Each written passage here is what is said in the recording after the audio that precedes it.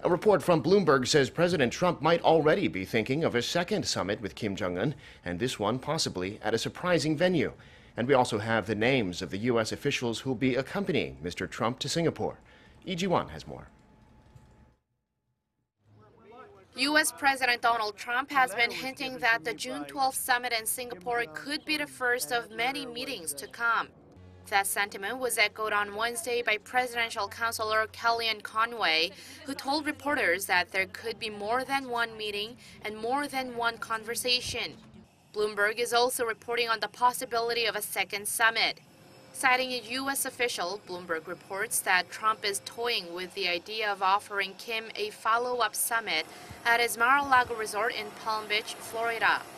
It's said the second summit could even happen in the fall, depending on how the two leaders hit it off at their meeting in Singapore. President Trump had invited other global counterparts to his Mar-a-Lago resort, including Chinese President Xi Jinping and Japanese Prime Minister Shinzo Abe, for a retreat-like summit. Meanwhile, Bloomberg also reported on the list of U.S. officials who will be joining President Trump on Air Force One to Singapore.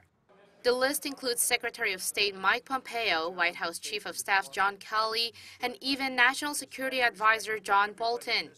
Bolton, the administration's main hardliner on Pyongyang, was the main reason for North Korea's hostility and harsh rhetoric a few weeks ago, even prompting the regime to question whether to hold a summit. Bloomberg said the delegation also tentatively includes the head of CIA's Korea Mission Center Andrew Kim, National Security Council official Allison Hooker, and White House Deputy Chief of Staff Joe Hagan. Hooker and Hagan were part of the two teams that have been negotiating with the North at the inter-Korean border village of Panmunjom and in Singapore for the past few days.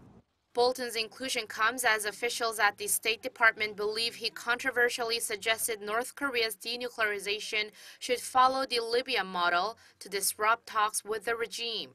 Citing multiple sources, CNN reports that Bolton intentionally angered the North to, quote, blow up the summit because he feared the meeting would not end up working in Washington's favor. Those remarks reportedly led to considerable tension between Bolton and Pompeo. However, the National Security Council denies there was any confrontation between the two officials at the heart of Trump's inner circle. 이지원, 아리랑 뉴스.